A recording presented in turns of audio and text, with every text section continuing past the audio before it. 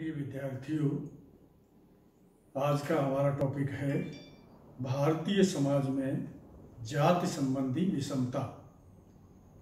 तो इस टॉपिक में आप देख रहे हैं कि तीन कंसेप्ट आपके सामने हैं: भारतीय समाज, जाति एवं विषमता।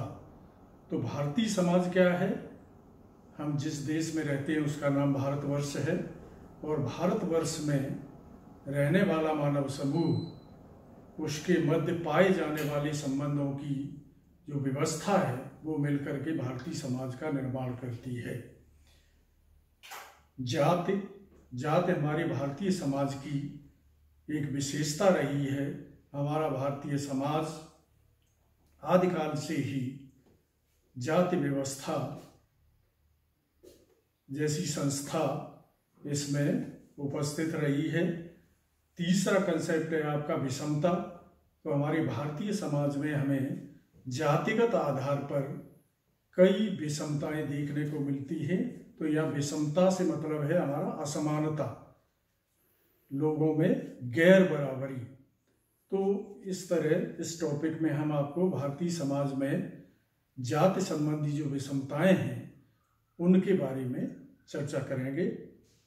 तो हमारा भारतीय समाज निश्चित रूप से जाति के आधार पर ऊंच नीच के संस्करण में बटा हुआ है, और जो लोग उच्च जाति के हैं वो अपने को अन्य जातियों से या निम्न जातियों से श्रेष्ठ समझते हैं और उसी तरह से व्यवहार करते हैं, जिससे समाज में विषमता उत्पन्न होती है। तो यही विषमता आपको काले गोरे के संबंध में भी दिखाई देती है, प्रजातियों के भी संबंध में दिखाई देती है, और ये जन्म के आधार पर भी ये विषमता हमारे समाज में होती है। तो जब हमारा समाज औद्योगिक अवस्था से पूर्व का समाज था तो उस समय जाति व्यवस्था बड़ी दुरूह रूप से हमारे समाज में व्याप्त थी। लेकिन जैसे जैसे समाज औद्योगिकरण की प्रक्रिया में आगे बढ़ा तो ये जाति संबंधी जो भेद हैं या जाति संबंधी विभेद कम हुए और उनका स्थान वर्ग व्यवस्था धीरे धीरे ले रही है। तो जाति परंपरावादी और ग्रामीण समाज द्वारा पोषित एक व्यवस्था इस तरह से है कि जाति का सपोर्ट हमें धर्म और परंपराओं में मिलता है। धर्म और परंपराएं जाति को विशेष स्वीकृति प्रदान करती हैं। तो हमारा समाज धार्मिक और ग्रामीण समाज के रूप में रहा, जिससे यहाँ जातिगत विषमताएं काफ़ी पुष्पित और पल्लवित हुई। तो जाति व्यवस्था एक ऐसी व्यवस्था है जो जन्म पर आधारित है और इसमें ऊंच नीच का संस्करण पाया जाता है। जाति के संबंध में मजूमदार और मदान ने जाति को परिभाषित करते हुए कहा है कि जाति एक बंद वर्ग है। तो उन्होंने इसीलिए इसको ऐसे परिभाषित किया कि जाति में एक व्यक्ति जब पैदा हो जाता है तो आजन्म उसी जाति का वो रहता है, वो अपनी जाति को बदल नहीं सकता। कूले कहते हैं, कूले का कथन है कि जब एक वर्ग पूर्णतः वंशानुपरंपरा आधारित होता है तो हम उसे जाति कहते हैं। तो ये एक वंशानुक्रम व्यवस्था भी है। प्रत्येक जाति अपना उद्गम या अपनी उत्पत्ति एक पूर्वज से मानती है। तो हमारे यहाँ चूंकि ऋषियों और मुनियों की परंपरा रही तो हम ऋषियों और मुनियों की संतान अपने को मानते हैं।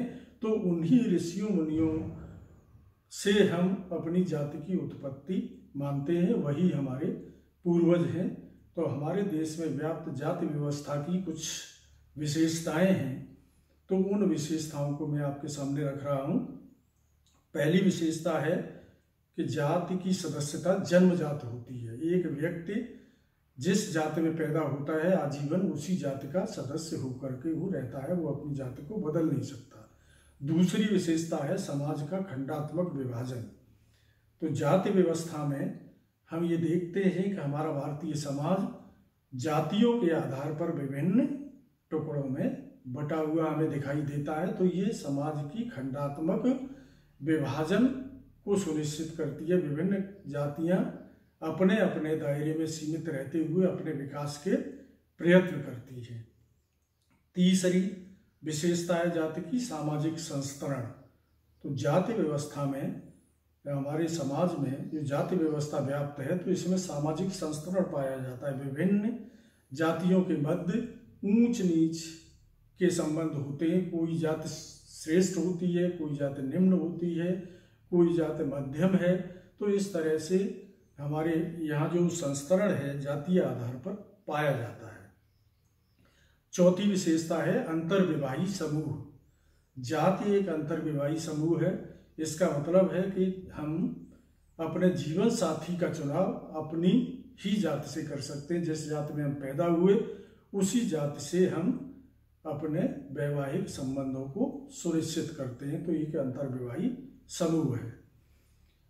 अगली विशेषता है जाति की, जाति का व्यवसाय निश्चित होता है। प्रत्येक जाति का अपना एक व्यवसाय होता था और उसी व्यवसाय को पीढ़ी दर पीढ़ी उस जाति के सदस्यों को अपनाना होता था।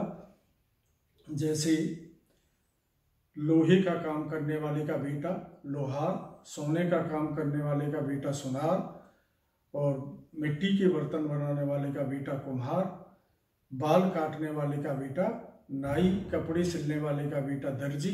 तो इस तरह जिस तरह का व्यक्ति कार्य करता था उसी तरह की उसकी जाति निश्चित होती थी। हम जो जातिगत पेशे थे उनको बदल नहीं सकते थे। अगली विशेषता जाति की है खान पान एवं सामाजिक सहवास पर प्रतिबंध।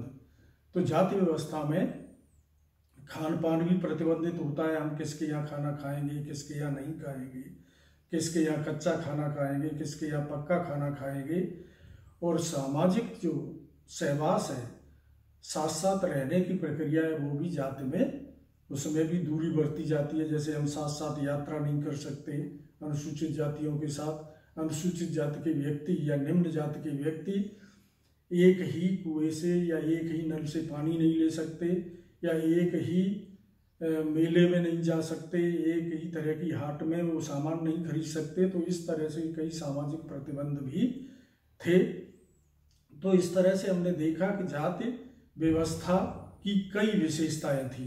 तो ये तो परंपरागत जाति व्यवस्था की विशेषताओं के बारे में हमने आपसे चर्चा की।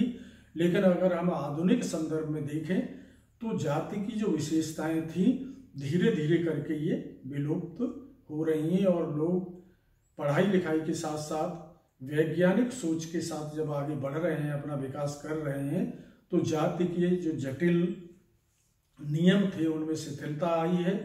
और लोग अब जातीय नियमों का उतनी कड़ाई से पालन नहीं करते या आपस में इतना भेदभाव नहीं बरतते। आपस में आज जो तय होती है योग्यता, वो उनकी शिक्षा और उनके परिश्रम के आधार पर तय होती है। उसी के आधार पर उनकी सामाजिक प्रतिष्ठा का आकलन होता है। तो निश्चित रूप से समाज में, भारतीय समाज में जाति व्यवस्था एक अभिन्न संस्था के रूप में है। लेकिन आज हम देखें तो समय के साथ साथ उसमें परिवर्तन हुए हैं। लेकिन हम ये नहीं कह सकते कि कालांतर में हमारी भारतीय समाज से जाति व्यवस्था समाप्त हो जाएगी। तो ऐसा भी नहीं कहा जा सकता। जाति की जड़ें हमारे समाज में बहुत गहरी हैं, लेकिन उनमें समय के साथ साथ परिवर्तन आता है, जो आज हम देख रहे हैं। आधुनिकता के साथ साथ लोग अब उतनी छुआछूत या उस तरह की बातों को अब वरीयता न दे करके लोगों के गुणों को वरीयता देते हैं। उसी के आधार पर उनके संबंधों की व्यवस्था तय होती है।